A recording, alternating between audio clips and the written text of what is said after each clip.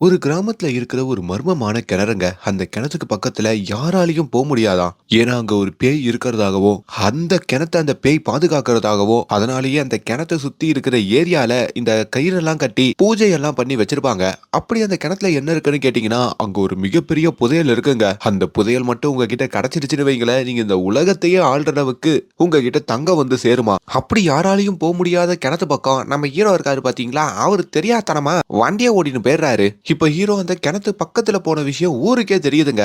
எப்படி யாராலையும் போக முடியாத கிணத்துக்கு இவன் வண்டியை ஓட்டிட்டு போனான். அப்ப இவன் கிட்ட ஏதோ ஒரு பவர் இருக்கு. இவன் நினைச்சா அந்த புதையலை எடுக்க முடியும்னு சொல்லி எல்லாரும் சேர்ந்து ஹீரோ மனைவி முறக்கொண்டு எல்லாரும் ஹீரோ கிட்ட கேட்க, அதுக்கப்புறம் இந்த படத்துல நடக்கிற ட்விஸ்ட் அது எல்லாமே தான் ரொம்ப விறுவிறுப்பா காமிச்சிருப்பாங்க. எல்லாருக்கும் வணக்கம். இன்னைக்கு நம்ம கபாத் குண்ட் அப்படின்ற ஒரு வித்தியாசமான மராத்தி படத்துடைய ஸ்டோரி ரிவ்யூ தான் பார்க்க போறோம். இப்ப இந்த படம் OTT-லயே அவைலபிளா இருக்குங்க. இப்ப இந்த கதையில என்ன இருக்குன்றத ஷார்ட்டா பார்த்துடலாம். இன்னும் லைக் கொடுக்கலனா ஒரு சின்ன லைக்கோட உள்ள வாங்க. நீங்க இப்ப பார்த்துட்டு இருக்கிறது நம்மளுடைய ஃபிலிம் பை. இப்ப இந்த கதையை ஒரு 50-60 வருஷத்துக்கு முன்னாடி காமிக்கிறாங்க. அப்போ ஒரு ராஜா தான் இப்ப நான் சொன்ன அந்த கிராமத்தை ஆண்டுகிட்டு இருக்காருங்க. அந்த ராஜா ரொம்ப விளையாட்டு பையன், எப்பவுமே பெண்களோட தான் இருப்பாரு. அப்படி அந்த ராஜா கிட்ட நிறைய நகைகள் இருக்கு, பணம் இருக்கு, அதையெல்லாம் கொள்ளையடிக்கணும் அப்படின்ற மாதிரி அங்க சில திருடர்கள் பிளான் பண்றாங்க. ராஜா எப்பவும் போல அந்த புறத்துல இருக்கிற நேரத்துல அவரோட அரண்மனைக்குள்ளேயும் அங்க சில முகமுடி திருடர்கள் உள்ள நுழையறாங்க. அங்க ராஜாவுடைய ஆட்கள் எல்லாரையுமே அடிச்சு போடுறாங்க. எல்லாரோட கதையையும் முடிக்கிறாங்க. இப்ப அந்த வீட்டுக்குள்ளேயும் நுழையறாங்க. நேரா அந்த அரண்மனை இருக்கு பாத்தீங்களா, அந்த புறத்துல இருக்கிற ராஜாவையும் வந்து பாக்குறாங்க. இந்த ராஜா நிறைய ஏழை மக்கள் கிட்ட எல்லாம் புடுங்கி புடுங்கி தான் இந்த மாதிரி நிறைய நகைகளையோ சொத்துக்களையோ சேர்த்திருப்பாருங்க. அதையே மனசுல வச்சுக்கிட்டு தான் இந்த திருடர்கள் திருட வருவாங்க. அப்பாவி ஏழைகள் கிட்ட காசு வாங்கும் போது இனிச்சுதோ அதெல்லாம் புடுங்கத்துக்கு தான் தாங்க வந்திருக்கோம்னு சொல்லி இப்ப அந்த ராஜாவோட கதையையும் முடிச்சுட்டு அவர்கிட்ட இருக்கிற நகைகள் எல்லாம் இவங்க கொண்டு போறாங்க. இப்ப இந்த திருடர்கள் இந்த நகைகளோட வெளியே வந்ததுக்கு அப்புறம் அதுல டாலா அப்படின்ற மாதிரி ஒரு திருடன் இருக்காங்க. அவன் கொஞ்சம் பேராசை பிடிச்சவன். ஒரு மூட்டை நிறைய நகைகள் இருக்குங்க. அந்த நகையை நம்ம தனியா கொண்டு போயிடணும், நம்ம பர்சனலா வச்சுக்கணும்ன்ற மாதிரி அவன் ஆசைப்படுறான். அவனும் தன்னோட குதிரை வண்டியில அந்த நகைகளோட ஏறும் போதோ அவனோட பாஸ் அந்த இடத்துக்கு வந்து, ஏண்டா எல்லாரும் பொதுவான நகைகளை கொண்டு போறோம், எல்லா ஏழை மக்களுக்கு தானே கொடுக்க போறோம், நீ எதுக்கு இதை தனியா கொண்டு போற அப்படின்னு சொல்லிட்டு இப்ப அந்த நகையும் வாங்கிக்கிட்டு இவங்க எல்லாரும் குதிரையில வேகமா கிளம்ப. அப்பதான் அந்த டாலா அப்படின்ற திருடன் அவனோட சுயரூபத்தை காமிக்கிறான். தன்னோட பாஸ்னு கூட பார்க்காம அவரோட கதையையே முடிச்சிட்டு அவரு கொண்டு போன அந்த மூட்டை நிறைய நகைகள் இருக்கும் பாத்தீங்களா, அதை இவன் கொண்டு போயிட்டு வேக வேகமா ஒரு குதிரையிலையும் அங்க இருந்து கிளம்புறான். பின்னாடியும் அவரோட பாஸுடைய மத்த திருடர்கள்லாம், டே டாலா துரோகி, அநியாயமா எங்க பாச போட்டு தள்ளிட்டியாரான்னு சொல்லி அவனும் துரத்திக்கிட்டே பின்னாடி ஓட, இப்ப டாலா எங்க போறதுன்னு தெரியாம அங்க ஒரு கிணறு கிடக்குங்க. அந்த கிணத்துல வந்து ஒளிஞ்சுக்கிறான். இப்போ கொஞ்ச நேரத்துல அந்த பின்னாடி துரத்திட்டு வந்த நபர்கள்லாம் அந்த இடத்துல இருந்து கடந்து போனதுக்கு அப்புறம் இந்த டாலாவோ கிணத்துல இருந்து வெளியே வரான். அப்பாடா தப்பிச்சாச்சு, இதுக்கப்புறம் இந்த நகைகள் எல்லாமே நமக்கு மட்டும்தான் சொந்தம் அப்படின்ற மாதிரி அங்கிருந்து கிளம்பலான்னு பார்க்க, அப்ப திடீர்னு அந்த கிணத்துக்குள்ள இருந்து ஏதோ ஒரு சத்தம் வருதுங்க. டாலாக்கோ ஏதோ ஒரு பெரிய பயத்தை அது கொடுக்குது. கொஞ்ச நேரத்திலேயே ஒரு கை வந்து இந்த டாலாவை அந்த கிணத்துக்குள்ள கொண்டு போற மாதிரி அங்க காமிக்க, அப்படி அந்த கிணத்துக்குள்ள அந்த நகைகளும் உள்ள போய் மாட்டிக்குதுங்க. இப்ப கட் பண்ணா நம்ம ஹீரோவை காமிக்கிறாங்க. கதை நிகழ்காலத்துக்கு வந்துடுதுங்க. கிட்டத்தட்ட ஹீரோ திருமணமாகி தான் மனைவியோட வீட்டுல தான் வாழ்ந்துகிட்டு இருப்பாரு. ஆமாங்க, வீட்டோட மாப்பிள்ளையா இருப்பாருங்க. அப்படி ஹீரோ மனைவிக்கு ஒரு தம்பி இருப்பாங்க. அந்த தம்பிக்கும் திருமணமாகி மனைவிலாம் இருந்தாலும் பெருசா வேலை கிடைச்சிருக்காது. நம்ம ஹீரோ இந்த விவசாய வேலையெல்லாம் பார்த்து பார்த்து தான் தான் மனைவி அவங்களுடைய தம்பி அப்படின்னு சொல்லி அவங்க மனைவி வீட்டையே பார்த்துப்பாரு. ஆனா எவ்வளவு ஒரு பண்ணா கூட அவங்க மனைவியும், நீ எதுக்குமே லாக்கி இல்லாதவன், எங்களை சந்தோஷமாவே வச்சுக்க மாட்ற, காசு சம்பாதிக்கவே மாட்டேன்ற மாதிரி ஒவ்வொரு வாட்டியும் எதனா சண்டை போட்டு நச்சரிச்சுக்கிட்டே இருப்பாங்க. மனுஷன் காலைல வேலைக்கு போயிட்டு ஈவினிங் தாங்க வருவாரு. ஈவினிங் மட்டும் எதுக்கு வர, நைட்டும் வந்து வேலை பார்த்துட்டு வா, அப்பதான் நிறைய சம்பாதிக்க முடியும்னு சொல்லி இப்ப ராத்திரி கூட அவரை சாப்பிட விடாம வேலைக்கு அனுப்புற மாதிரிலாம் காமிக்கிறாங்க. சோ இப்படி வீட்டுல இந்த பொண்டாட்டி தொல்லை பண்றதுனால ஹீரோ இந்த வலியெல்லாம் தாங்கிக்கிட்டு அந்த ராத்திரியோ தன்னோட வண்டியை எடுத்துக்கிட்டு தான் அவரு அந்த விவசாய வேலைக்காக நிலத்துக்கு கிளம்புறாருங்க. ஆனா போகும்போதோ ஒரு மாதிரி மனசு ரொம்ப சோர்வா இருந்து புலம்பிக்கிட்டே போறாரு. அப்படி போற வழியில அங்க சில நாய்கள்லாம் உட்காந்துட்டு இருக்குங்க. அந்த நாய்களும் நம்ம ஹீரோவை குறுகுறுன்னு பாக்குது. ஆத்தி கடிச்சு விட்டுரும் போல இருக்கேன்னு சொல்லி இப்ப அந்த நாய்கள் கிட்ட இருந்து தப்பிச்சு அவர் வண்டியை வேகமா ஓட்டிட்டு போக, அப்ப அந்த கிராமத்துல யாரும் போகக்கூடாத பகுதியான அந்த கிணறு இருக்கு பாத்தீங்களா, அந்த கிணத்து பக்கம் அவர் போயிடுறாருங்க. அந்த கிணத்தை ஒரு 100 மீட்டர் சுத்தி நிறைய இந்த சாமி கயிறு எல்லாம் கட்டி வச்சிருப்பாங்க. இவர் போன வேகத்துல அந்த கயிறெல்லாம் அவுத்துக்கிட்டு கிணத்து பக்கத்திலேயே வந்து நின்னுறாரு. ஐயோ, கிணத்து பக்கத்துல வந்து நின்றோமா, ஐயோ என்ன பண்றதுன்னு தெரியலையேன்னு சொல்லி டக்குன்னு இருட்டா இருக்குல்ல, அங்க ஒரு வத்தி குச்சியை கிழிச்சு பார்த்தா திடீர்னு அது அணையுதுங்க. என்னடா இது அணையுதே, ஐயோ கடவுளே கடவுளே என்ன காப்பாத்து காப்பாத்துன்னு மறுபடியும் வத்தி குச்சியை கிழிச்சுக்கிட்டே இருக்காரு. அப்பயும் அணைஞ்சுக்கிட்டே இருக்கு. அப்பதான் அங்க அவருக்கு திடீர்னு ஒரு சின்ன வாய்ஸ் கேக்குதுங்க. அது டில்லியா அப்படின்ற மாதிரி நம்ம ஹீரோவுடைய பேரை சொல்லி யாரோ கூப்பிடுற மாதிரியும், வா வந்து எடுத்துக்கோ, இது உனக்குதான் உனக்குதான்ற மாதிரி அந்த வாய்ஸ்ல சொல்லுது. அவ்வளவுதாங்க, ஹீரோ மொத்தமா உறைஞ்சு போறாரு. இது வரைக்கும் இந்த கிணத்து பக்கம் வந்த யாருமே உசுரோட திரும்பினது இல்ல. இப்ப நம்ம உள்ள வந்துட்டோம், பேய் நம்மள பாத்துருச்சு, அவ்வளவுதான் நம்ம கதை முடிய போகுதுன்னு நினைக்க கொஞ்ச நேரத்தையே அவரை பின்னாடி வந்து யாரோ தொடுற மாதிரியும், அவரோட கால்லாம் அப்படியே ஃப்ரீஸ் ஆகுற மாதிரியும், அந்த உருவம் இவர் பக்கத்துல நெருங்குற மாதிரியும், அவ்வளவுதான் நம்ம கதை முடிஞ்சிருச்சுன்னு நினைச்சா, அம்மா என்ன காப்பாத்துன்னு நம்ம ஹீரோ சொன்னதுக்கு அப்புறம் டக்குன்னு அந்த உருவம் அங்கிருந்து தள்ளி போயிடுதுங்க. இப்ப நம்ம ஹீரோவும் வண்டியை எடுத்துக்கிட்டு ஒரு வழியா அங்கிருந்து தப்பிச்சு வராரு. இந்த சம்பவத்தினால நம்ம ஹீரோ ரொம்ப பயந்து போயிடுறாருங்க. அடுத்த நாள் ஊருக்கே இந்த சம்பவம் தெரிய வருது. எது, அந்த கிணத்து பக்கத்துல இந்த தில்லியானு போயிட்டானா, என்னப்பா சொல்ற, போயிட்டு எப்படிப்பா உசுரோட திரும்ப வந்தான்னு சொல்லி எல்லாரும் ஆச்சரியமா ஹீரோவுடைய வீட்டுக்கு வந்து ஹீரோவை பார்த்துட்டு இருக்காங்க. ஊருக்குள்ள ஒரு சாமியார் இருப்பாருங்க. அந்த சாமியார் வேற வந்து ஹீரோக்கு சில பூஜையெல்லாம் பண்றாரு. எப்பா தில்லியானு, நீ ரொம்ப தைரியசாலிப்பா, யாராலையும் போக முடியாத கிணத்துக்கு பக்கத்துலயே நீ போயிட்டு வந்துட்ட. அப்ப அந்த கிணத்துக்குள்ள இருக்கிற புதையல் உன்னால எடுக்க முடியும் போல இருக்கேன்ற மாதிரிலாம் அங்க எல்லாரும் பேசிக்கிட்டு வேற இருக்காங்க. அட யாயா, நான் நேற்று போயிட்டு வந்ததுக்கே டைப்பாய்டு வந்து உக்காந்துக்கிட்டு இருக்கேன். இதுக்கப்புறம் என்னால சராசரியா வாழ முடியுமான்னு கூட தெரியல. அந்த பேய் என் பக்கத்துல வந்து தெரியுமா, என் பேரை சொல்லி கூப்பிட்டது தெரியுமா அப்படின்ற மாதிரிலாம் சொல்லி ஹீரோ பயந்துகிட்டு இருக்காரு.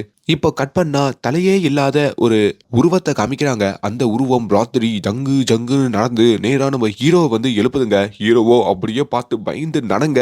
பார்த்தா அது எல்லாமே நைட்டு அவரு கனவா வருதுங்க. ஆக்சுவலி அந்த உருவமே அவங்க மனைவி தான். காலையில வந்து அவங்க நம்ம ஹீரோவை எழுப்பி, யோ வேலைக்கு போயா, டைம் ஆச்சு அப்படின்ற மாதிரி கத்திக்கிட்டு இருப்பாங்க. ஆனா ஹீரோ எப்ப அந்த கிணத்து பக்கத்துல போயிட்டு வந்தாரோ அதுல இருந்துதான் இந்த மாதிரி நிறைய தவறான கனவுகள்லாம் வருது. இப்போ ஹீரோட மனைவி கிட்டையும், ஏமா இப்படி காலங்கத்திலேயே எழுப்புறன்ற மாதிரி கேட்க, அப்பதான் அங்க ஒரு போலீஸ்காரர் வந்திருக்காரு, என்னன்னு கேளு அப்படின்ற மாதிரி ஹீரோவை அந்த போலீஸ்காரரை மீட் பண்ண வைக்கிறாரு. அந்த போலீஸ்காரரும் இந்த ஏரியாவுக்கு புதுசா வந்திருக்கிறதாகவும், நீ நேத்து அந்த கிணத்து பக்கம் போனத நான் கேள்விப்பட்டேன், அதை பத்தி பேசுறதுக்கு தான் வந்திருக்கன்ற மாதிரியும் சொல்றாரு. சரி ஓகே, நேத்து நீ அந்த கிணத்து பக்கம் போகும்போது எதனா வாய்ஸ் கேட்டியான்னு கேட்க, ஆமா ஒரு லேடி வந்து வா வந்து எடுத்துக்கோ எடுத்துக்கோன்ற மாதிரி என்ன கூப்பிட்டாங்க. அப்படியாயா, அப்போ கண்டிப்பா அவ புதையலை எடுக்கிறதுக்கு தான் உன்னை கூப்பிட்டுருக்கா. யோ தில்லியானே, உனக்கு அந்த பவர் இருக்கியா, நீ நினைச்சா அந்த புதையலை எடுக்க முடியும், அதுக்கப்புறம் நம்ம எல்லாம் கோடீஸ்வரனா மாறிடலாயா அப்படின்ற மாதிரி அங்க இந்த தில்லியானுக்கும் அந்த போலீஸ்காரு ஆசையை மூட்டுறாரு. தில்லியானோ, எனக்கு அவ்வளவு தைரியம்லாம் இல்ல, உனக்கு வேணும்னா அந்த கிணத்து பக்கம் போயிட்டு நீ அந்த புதையலை எடுத்துக்கோ அப்படின்ற மாதிரி அந்த போலீஸ்காரனை அங்க இருந்து அந்த கிணத்துக்கு வழிய சொல்லி அந்த இடத்துக்கு போக வைக்க,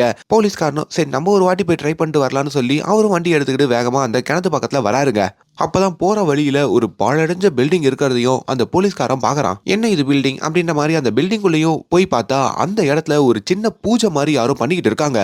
இதை பாக்குற போலீஸ்காரருக்குமே ஒண்ணுமே புரியலைங்க. இப்ப அந்த பூஜை நடக்கிற இடத்தையே உத்து பார்த்துட்டு இருக்க அங்க சில பொம்மைகள்லாம் அசையுதுங்க. அப்பதான் இந்த போலீஸ்காரர் பின்னாடி ஒரு லேடி வந்து நிக்கிறாங்க. அவங்க பேரு சொர்ணா. அப்பதான் அங்க இன்னொரு ட்விஸ்ட காமிக்கிறாங்க. இந்த போலீஸ்காரரு சொர்ணா இவங்க எல்லாருமே ஒரே டீம் தாங்க. ஆக்சுவலி நம்ம ஹீரோவை இந்த புதையல் எடுக்க வைக்கிறதுக்கு சம்மதிக்க வைக்கிறது தான் இவங்களோட பிளானா இருக்குங்க. அப்படிதான் இந்த போலீஸ்கார்கிட்ட இந்த சொர்ணா ஹீரோ வீட்டுக்கு போயிட்டு அவனோட விவரத்தை எல்லாம் கேட்டு தெரிஞ்சுக்க வர சொல்லியிருப்பாங்க.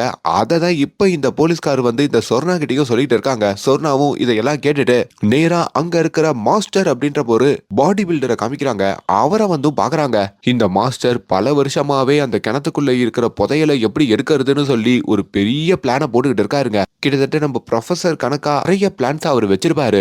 இப்போ அவர்கிட்டயும் வந்து நம்மளுக்கு அந்த புதையலை எடுத்து கொடுக்கறதுக்கு ஒரு சரியான ஆளு கிடைச்சிட்டான் அப்படின்னு அந்த சொர்ணா சொன்னதும் மாஸ்டரும் அங்க சந்தோஷப்படுறாரு. இப்ப அந்த மாஸ்டர், சொர்ணா, அதுக்கப்புறம் இந்த போலீஸ்கார் 3 பேருமே வந்து அங்க பாபா அப்படின்ற மாதிரி ஒரு சாமியார பாக்குறாங்க. அந்த சாமியாரும் அங்க நெருப்பெல்லாம் வச்சுக்கிட்டு ஏதோ பூஜை பண்ணிக்கிட்டு இருக்காங்க. இப்ப அந்த சாமியார்கிட்டயே இவங்க அந்த நல்ல விஷயத்த சொல்றாங்க. நம்மளுக்கு புதையலை எடுத்து கொடுக்க போற அந்த நபர் கிடைச்சிட்டான்னு சொல்ல சாமியாருக்கும் பெரிய சந்தோஷங்க. என்னோட 21 வருஷ தவம் முடிவுக்கு வரப்போகுது அப்படின்ற மாதிரியும் அவர் சொல்றாரு. கட் பண்ணா இப்ப அடுத்த நாள் காலையில நம்ம ஹீரோவை காமிக்கிறாங்க. நம்ம ஹீரோ தன்னோட மனைவியோட உட்காந்து பேசிட்டு இருக்காருங்க. ஹீரோ மனைவியும் ஏதோ புதையல் கிதையல்னு சொல்றாங்கல்ல, நீ போய் எதுக்கு அதை ட்ரை பண்ண கூடாதுன்ற மாதிரி கேட்க, உனக்கு என்ன லூசா, அந்த கிணத்து பக்கத்துல போயிட்டு வந்தே நான் என்ன ஆனன்னு தெரியும்ல, இதுல நீ அந்த கிணத்துக்குள்ள வேற என்ன போ சொல்றியா, பைத்திய மாதிரி பேசிட்டு இருக்காதுன்ற மாதிரி சொல்றாரு. இதுல ஹீரோயினுக்குமே ஒரு சின்ன கோபம் வருதுங்க. ஆமா, நீ எதுக்கும் லாக்கி இல்லாம இந்த மாதிரி உட்காந்துட்டு இருக்கிறது தான் உன் வேலையே, உன்னை நம்பி நான் வந்தேன் பாரு, என்ன சொல்லணும்ன்ற மாதிரி அங்க சண்டை போட்டுட்டு இருக்காங்க. இப்ப மறுபடியும் நம்ம ஹீரோவை பாக்குறதுக்கு அந்த போலீஸ்காரர் வராருங்க.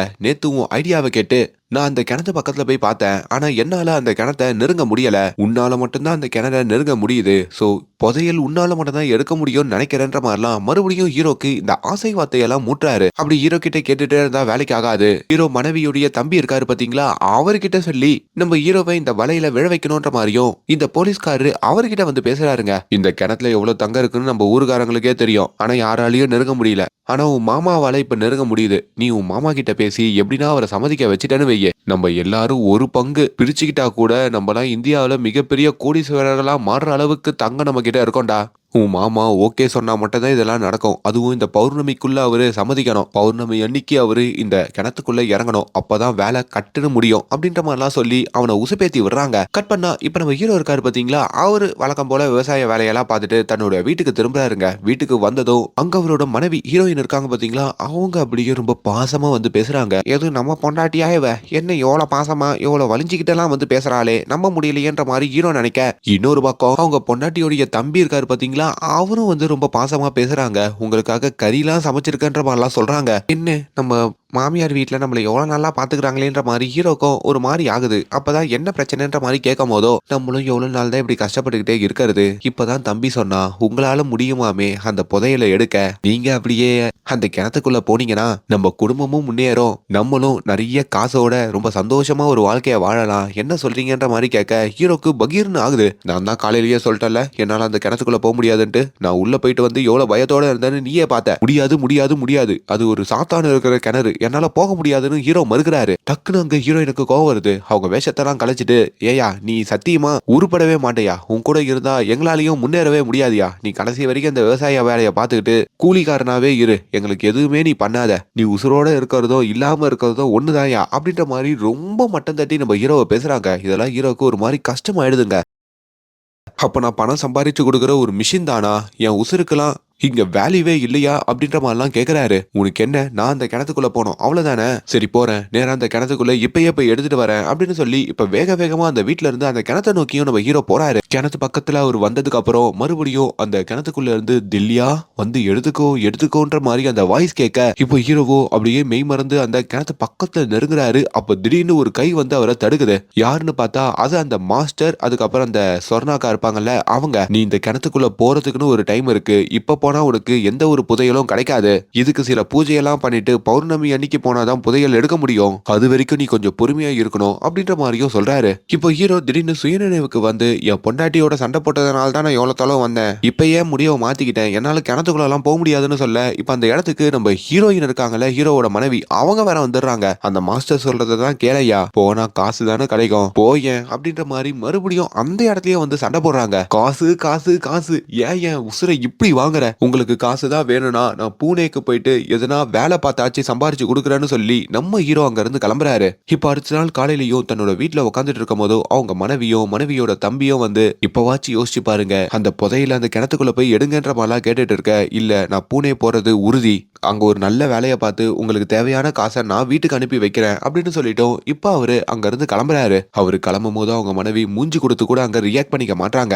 இவெல்லாம் ஒன்னுத்துக்கும் லாக்கி இல்லன்ற மாதிரி மனசுல திட்டிக்கிட்டே தான் கணவரை வழி அனுப்பி வைக்கிறாங்க. இப்ப ஹீரோவையும் மனைவியோட தம்பி வந்து ஒரு ரயில்வே ஸ்டேஷன்ல இறக்கி விட்டுட்டு போக, அப்படி இறக்கி விட்டுட்டு அந்த போலீஸ்காரருக்கும் கால் பண்ணி தில்லியானு இந்த ஊரை விட்டே போயிட்டான்ற மாதிரி தகவல் சொல்றாங்க. இந்த தகவல் கேள்விப்பட்டதும் சொர்ணாக்கா, மாஸ்டரு, அந்த பாபா எல்லாரும் சோகம் அடையறாங்க. 21 வருஷம் இந்த மூமெண்ட்டுக்கு தான் காத்திருந்தோம், அப்படி இந்த கிணத்துக்குள்ள போறதுக்கு ஒருத்தன் கிடைச்சான், ஆனா அவனும் இப்போ பௌர்ணமி அன்னைக்கு வரமாட்டேன்னு சொல்லிட்டு போயிட்டான். இந்த நாளை மட்டும் நம்ம கடந்து போயிட்டோம்னா அதுக்கப்புறம் மறுபடியும் இன்னொரு 21 வருஷம் நம்ம வெயிட் பண்ண வேண்டி இருக்குன்ற மாதிரிலாம் சொல்றாங்க. அப்படி இவங்க பேசிக்கிட்டு புலம்பிக்கிட்டு இருக்கும் போதுதான் அந்த இரவு நம்ம ஹீரோ அந்த சம்பவ இடத்துக்கு வந்து நிக்கிறாருங்க. ஹீரோவை பார்த்து இவங்க 4 பேருக்குமே பெரிய ஷாக்கு. நீ என்ன வரமாட்டேன்னு சொல்லி வந்துட்டேன்ற மாதிரி கேட்க, ஆமா என் மனைவி ஆசைப்பட்ட மாதிரி நான் இந்த கிணத்துக்குள்ள இருந்து அந்த புதையலை எடுத்தாகணுன்ற மாதிரி முடிவு பண்ணிட்டேன், அதுக்கு உங்களுக்கு நான் உதவி பண்றேன். இப்போ என் மனைவி கிட்ட நான் கிணத்துக்குள்ள தான் போறேன் அப்படின்ற மாதிரி சொல்லிட்டு வந்தேன்னா, ஒருவேளை கிணத்துல எனக்கு எதனா ஆச்சுன்னா கூட என் மனைவி என்னாலதான் என் கணவருக்கு இப்படி ஆயிடுச்சுன்னு ஒரு கில்ட்டோட வாழ்வா, அது அவளுக்கு இருக்கக்கூடாதுன்னு சொல்லிதான் நான் இப்படி பூனே போறதா பொய் சொல்லிட்டு அவளுக்கு தெரியாம இங்க வந்திருக்கன்ற மாதிரி சொல்ல, இப்ப அந்த இடத்துல அந்த பாபா இருக்காரு பாத்தீங்களா, அவரு ஒரு பூஜைய பண்றாரு. அந்த கிணத்த சுத்தி சில கயிறுகள கட்டுறாரு. நம்ம உள்ள போறோம். உள்ள பல ஆபத்துகள் இருக்கும் அப்படின்னு சொல்லி எல்லாரும் மண்டையிலயும் ஒரு டார்ச் லைட்ட மாட்டுறாரு. இப்போ ஒரு கயிற இறக்கி அந்த இடத்துல முதல்ல ஹீரோவை இறங்க சொல்றாரு. ஹீரோவால தான் முதல்ல அதுல நுழைய முடியுங்க. அப்படி அவர் நுழைஞ்சதுக்கு அப்புறம் ஒவ்வொருத்தரா அந்த கிணத்துக்குள்ள இறங்குறாங்க. அந்த கிணத்துல கொஞ்சம் கூட தண்ணி இல்லைங்க. அப்படியே அந்த கிணத்துடைய அடிமட்டத்துக்கு வராங்க. இவங்க 4 பேர் கூட ஒரு பொண்ணையும் ஒரு ஆட்டையும் கூட்டிட்டு வந்திருக்காங்க. அந்த பொண்ணு யாருன்னா அங்க சொர்ணாக்கா இருக்காங்கல்ல, அவங்களுடைய பொண்ணுங்க. ஆடு எதுக்கு கொண்டு வந்திருப்பாங்கன்னா சாக்ரிஃபைஸ் பண்றதுக்காக கொண்டு வந்திருப்பாங்க. ஆனா இவங்க கிணத்துக்குள்ள வந்ததுக்கு அப்புறமே இவங்க கிட்ட இருந்த அந்த டார்ச் லைட் இருக்கு பாத்தீங்களா, அது கனெக்ஷன் கட் ஆகி ஆஃப் ஆகுதுங்க. இப்ப அந்த கிணத்துக்குள்ள பெரிய முதலை இருக்கு, பெரிய பாம்பு இருக்குன்ற மாதிரிலாம் அங்க சில பேர் சொல்ல, இப்ப அந்த பாபா இருக்காரு பாத்தீங்களா, அவர் அந்த கிணத்துக்கு நடுவுல ஒரு கோலத்தை போட்டு நெருப்ப மூட்டிட்டு அந்த இடத்துல சில பூஜை பண்ணவும் ஆரம்பிக்கிறாரு. இந்த பூஜை முடிகிற வரைக்கும் நம்ம பொறுமையா இருக்கணும். அப்பதான் அந்த புதையல் எங்க இருக்குன்ற வழியை இது காட்டும் அப்படின்ற மாதிரி சொல்ல, இப்ப அந்த பூஜை ஆரம்பிச்ச உடனே அங்க நிறைய வௌவால்கள் வருதுங்க. அந்த வௌவால்கள் அந்த கிணத்துல இருக்கிற எல்லாரும் பக்கத்துலயும் நெருங்குது. அங்க யாருக்கும் என்ன பண்ணுதுன்னு புரியல. அந்த மாஸ்டர் இருக்காரு பாத்தீங்களா, அவர் தான் சட்டைய கழட்டி நெருப்ப பத்த வச்சு அந்த வௌவால்கள் எல்லாத்தையுமே தாக்குறாரு. இன்னொரு பக்கம் ஹீரோவுமே ஒரு ஓரத்துல உட்காந்துட்டு இருக்க எல்லாரையும் தாக்குற அந்த வௌவால் ஹீரோ கிட்ட மட்டும் நெருங்க முடியலைங்க. ஒரு கடத்துல அந்த வௌவாலோட கதைகள் எல்லாத்தையும் அந்த மாஸ்டர் தான் போராடி கஷ்டப்பட்டு போட்டு தள்ளுறாரு. இது எல்லாம் பாக்குற அந்த போலீஸ்காரர் இருக்கான் பாத்தீங்களா, அவர் ரொம்ப பயந்துடுறாங்க. எனக்கு இந்த புதையலே வேணான்னு சொல்லி கயிறை பிடிச்சி மேல போயிடலான்ற மாதிரிலாம் நினைக்கிறான். ஆனா மாஸ்டர் கோவப்பட்டு புதையல் கிடைக்கிற வரைக்கும் யாரும் இந்த கிணத்தை விட்டு நகரக்கூடாதுன்ற மாதிரி ரொம்ப ஸ்ட்ரிக்டா அவனை போட்டு மிரட்டுறாரு. அப்பதான் இந்த மாஸ்டர் யாருன்ற ஒரு உண்மையை சொல்றாங்க. ஆக்சுவலி பல வருஷங்களுக்கு முன்னாடி அந்த ராஜாவுடைய சொத்தெல்லாம் அபகரிச்சு ஒரு திருடன் உள்ள வந்து இந்த ஒரு துணியை போட்டுட்டு போயிருப்பான் பாத்தீங்களா, அப்படி அந்த திருட்டு கும்பல்ல இருக்கிற ஒரு தலைவர் பால அவருடைய வாரிசு தான் இந்த மாஸ்டருங்க. தான் அப்பாவை ஏமாத்திட்டு அந்த புதையலை இதுல உள்ள போட்டுட்டு போனேன். அப்படி அந்த புதையலை மீட்கிறதுக்கு தான் நான் இத்தனை வருஷம் காத்திருந்தேன். கிட்டத்தட்ட 30 வருஷத்துக்கு மேல நான் ட்ரைனிங் எடுத்திருக்கேன்ற மாதிரிலாம் அங்க சொல்றாரு. இப்ப அங்க ஒரு தேங்காவை வச்சு இவங்களும் ஒரு பூஜையை பண்ணி அப்படியே சுத்தி வர, அப்ப திடீர்னு அந்த தேங்காய் அதிர்ந்து ஒரு செவுத்துல போய் ஒட்டிக்குதுங்க. ஓகே, அப்ப இந்த செவரை இடிச்சா இது உள்ள ஒரு பாதை இருக்கும், அந்த பாதையை நோக்கி நம்ம போகணுன்ற மாதிரி அவங்க முடிவு பண்ண, அப்படி அதை இடிச்சு பார்க்கும் போதோ அங்க சில பயங்கரமான விஷயங்களை அவங்க பாக்குறாங்க. இங்க கட் பண்ணா ஹீரோவுடைய மனைவியை காமிக்கிறாங்க. ஹீரோவுமே பூனைக்கு போயிட்டாரா அப்படின்ற மாதிரி அவங்க கால் பண்ணி பார்த்தா அவர் போனை எடுக்கலங்க. அவர் தான் இப்ப கிணத்துக்குள்ள இருக்காரு. இவங்க ரொம்ப பயந்து போறாங்க. ஆல்ரெடி நம்ம கணவர்கிட்ட வேற சண்டை போட்டோம். நேத்து போன்லாம் ஃபுல்லா சார்ஜ் போட்டு தான் போனாரு. கோவத்துல எடுக்க மாட்டாரா, ஒன்னும் புரியலையேன்ற மாதிரி ஒரு மாதிரி தவிச்சு போறாங்க. இங்க அந்த பாதை இருக்கு பாத்தீங்களா, அந்த பாதை உள்ள வந்ததுக்கு அப்புறம் நம்ம ஹீரோ அவரோட குரூப் இவங்க எல்லாருமே ஒரு மேப்பை பார்த்து வழியையும் கண்டுபிடிச்சிட்டு இருக்காங்க. அப்படி அங்க ஒரு 5 பாதை பிரிஞ்சு போகுதுங்க. கிணத்துக்குள்ளேயே பாருங்க எப்படி எல்லாம் பாதை பிரியுதுன்ட்டு. அப்படி 5 பாதையிலையும் 5 பேர் தனித்தனியா போறாங்க. அப்படி அது ஒரு பாதையாவே இணையுது. இப்ப 5 பேரும் ஒண்ணு சேர்றாங்க. அங்க நிறைய தேள்கள் இருக்குங்க. அந்த தேள்கள் எல்லாமே நம்ம ஹீரோ முன்னாடி வந்து கால் வச்சதும் நகர்ந்து போகுது. அப்படி ஹீரோவை முன்னாடி அனுப்பிட்டு அவர் பின்னாடியே இவங்க எல்லாரும் ஃபாலோ பண்ணி வராங்க. ஒரு கட்டத்துக்கு மேல இவங்க எங்க போறதுன்னு தெரியாம அந்த மேப்ல கூட வழி காட்டாம முடியுதுங்க. அப்பதான் நம்ம ஹீரோக்கு அந்த லேடியோடைய வாய்ஸ் மறுபடியும் கேக்குதுங்க. தில்யான், நீ இதை வந்து எடுத்துக்கோன்ற மாதிரி கேட்க, இப்ப ஹீரோ அந்த வாய்ஸை பின்தொடர்ந்து போறாரு. அப்படி ஹீரோ பின்னாடி இந்த கும்பலும் நடந்து போறாங்க. இப்ப இது எல்லாத்தையுமே அந்த பக்கமா ஒரு பிச்சைக்காரர், அதாவது ஒரு குடியாரன் இருக்காங்க அந்த கிராமத்துல, அவன் பாத்துறான். என்ன இது எல்லாரும் கிணத்துக்குள்ள இறங்கிட்டு இருக்காங்க, கயிறெல்லாம் போட்டிருக்காங்களேன்னு சொல்லி அவன் போதையில வந்து அந்த கயிறெல்லாம் எடுத்துக்கிட்டு அந்த இடத்துல இருந்து போயிடுறான். இதையுமே உங்களுக்கு ஒரு பெரிய அதிர்ச்சியா இருக்குங்க. இப்போ இவங்க நினைச்சாலும் அந்த கிணத்தை விட்டு வெளியே வர முடியாமையும் சிக்கிக்கிறாங்க. இப்ப நம்ம ஹீரோ இருக்காரு பாத்தீங்களா, அவரு அந்த வாய்ஸை கேட்டுதான் அப்படியே கொஞ்சம் கொஞ்சமா மூவ் ஆகி போயிட்டு இருக்காரு. ஆனா போய் கடைசியில எந்த இடத்துல ஆரம்பிச்சாங்களோ அந்த இடத்துலயே வந்து நிக்கிறாரு. இதெல்லாம் ஹீரோவை ஃபாலோ பண்ணிட்டு இருக்கிற அந்த பாபாவும் அவர் கூட இருக்கிற மத்த ஆட்களும் பாக்குறாங்க. ஏய், நீ உண்மையாலேயே எங்களை புதையலை நோக்கி தான் கொண்டு போறியா, இல்லனா சுத்தி வளைச்சு எங்களை எங்கன்னா மாட்டி விட்டுட்டு நீ புதையல எடுத்துட்டு எஸ்கேப் ஆயிடலான்னு நினைக்கிறியான்ற மாதிரிலாம் கேட்க, ஐயோ சார், நான் எதுக்கு அதெல்லாம் பண்ண போறேன், என் பொண்டாட்டிக்கு தெரியாம தான் இங்க வந்திருக்கேன், உங்களை நம்பி தான் வந்திருக்கேன், நான் எதுக்கு இந்த இடத்துல வந்து கேம்ஸ்லாம் விளையாடிட்டு இருக்க போறேன், எனக்கு உண்மையாலே அந்த வாய்ஸ் கேக்குது, அதை வச்சுதான் நான் உங்களுக்கு வழியை கண்டுபிடிச்சு கூட்டிட்டு போறேன், தயவு செஞ்சு என்ன நம்புங்கன்ற மாதிரி சொல்லும் போது மறுபடியும் ஹீரோவோட காதுக்கு ஒரு வாய்ஸ் கேக்குதுங்க. அது ஏதோ ஒரு பெண் ஊஞ்சல்ல விளையாடிக்கிட்டு இருக்கிற மாதிரியும் அவங்க பிரெக்னெண்டா இருக்கிற மாதிரியும் அவருக்கு திடீர்னு மைண்ட்ல ஏதோ ஒன்று வந்து போகுது. அப்பதான் அந்த கிணத்துல இருக்கிற ஒரு மைய பகுதிக்கு நம்ம ஹீரோ வராரு.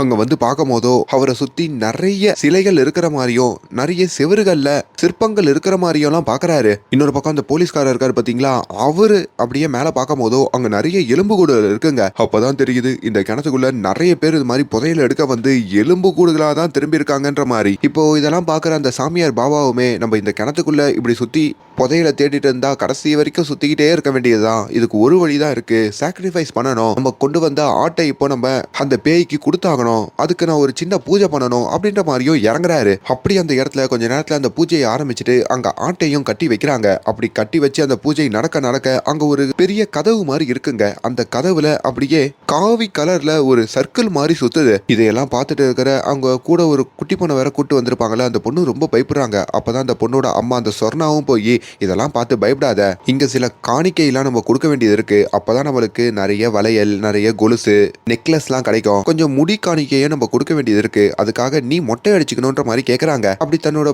பொண்ணுடைய முடியையும் அந்த பேய்க்கு அவங்க காணிக்கையா கொடுக்க, அப்பதான் திடீர்னு அந்த இடத்துல அந்த பேய் இருக்கு பாத்தீங்களா, அது அந்த இடத்துக்கு வருதுங்க.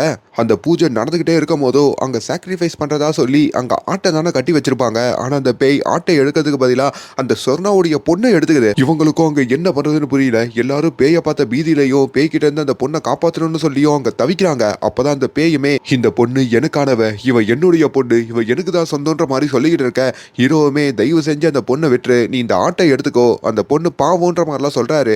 ஆனா அந்த பேய் அப்படியே கத்துதா. அந்த கத்துதுல ஒரு வேவ்ஸ் மாதிரி ஃபார்ம் ஆகி இவங்க எல்லாரையுமே அந்த இடத்துல இருந்து அந்த பேய் தூக்கி போட்டுருது. இதுக்கு மேலேயும் இந்த இடத்துல இருந்தா நம்ம உசுருக்கு தான் ஆபத்துன்னு சொல்லிட்டு அங்க இந்த போலீஸ்காரர் இருக்காரு பாத்தீங்களா, அவர் அந்த கிணத்துல இருந்து தப்பிக்கணும்ன்ற மாதிரியும் ஓடி வராரு. இங்க சொர்ணாக்கா, ஐயோ என் பொண்ணை எப்படின்னா காப்பாத்தணுமே, அந்த பேய் கிட்ட இருந்து காப்பாத்தணுமேன்ற மாதிரி தவிக்கிறாங்க.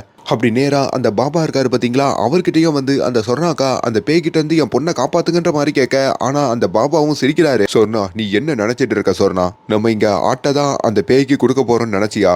கொடுக்க போறதே உன் பொண்ணை தான். ஒரு தூய ஆத்மா, அதுவும் ஒரு பெண் ஆத்மா அந்த பேய்க்கு தேவைப்படுது. அதனால தான் உன் பொண்ணை இங்க கூட்டிட்டு வர வச்சேன். நீயும் என் வார்த்தையை நம்பி கூட்டிட்டு வந்துட்ட. உன் பொண்ணெல்லாம் காப்பாத்தினா நம்மளுக்கு இந்த புதையல் கிடைக்காம போயிடும். உன் பொண்ணை சாக்ரிஃபைஸ் பண்ணா மட்டும்தான் நம்மளுக்கு அந்த புதையல் கிடைக்கும்னு சொல்ல, அட பாவி, அதுக்கு என் பொண்ணு தான் கிடைச்சதான்னு சொல்லி அந்த பாபாவையே நம்ம சொர்ணாக்கா அடிக்க பெறாங்க. உங்களை போய் நம்புறான்னு சொல்லி அங்க நம்ம ஹீரோ இருக்காரு பாத்தீங்களா, அவரை இந்த சொர்ணாக்கா தேடுறாங்க. இங்க ஹீரோயின் பூனேல இருக்கிற இன்னொருத்தருக்கு கால் பண்ணி பார்த்தா அங்க நம்ம ஹீரோ வரவே இல்லைன்ற மாதிரியும் தெரிய வருது. அப்பதான் ஹீரோயினுக்கும் ஒருவேளை நம்ம கணவர் அந்த கிணத்துக்குள்ள இறங்கிட்டாரா அப்படின்ற ஒரு சந்தேகம் எழுப்புதுங்க. இங்க நம்ம ஹீரோவுடைய கண்களுக்கு ஒரு கதை தெரியுது. அதாவது அந்த கிணத்துக்குள்ள ஒரு பேய் இருக்கும் பாத்தீங்களா, அந்த பேயோட கதை தான். அந்த பேய் யாருன்னா, முன்னாடி ஒரு ராஜா இருந்தாரு. அந்த ராஜாவோட வீட்டுல போந்து நிறைய திருடர்கள் ராஜாவை போட்டு தள்ளிட்டு நகையை கொண்டு போயிருப்பாங்கல்ல. ஆக்சுவலி அவங்க ராஜாவை மட்டும் போட்டு தள்ளல, அதே அரண்மனையில இருக்கிற ஒரு கர்ப்பிணி பெண் இருப்பாங்க. அவங்க கிட்ட இருக்கிற நகையெல்லாம் மறைச்சி ஒரு கூடையுள்ள போய் ஒளிஞ்சுப்பாங்க.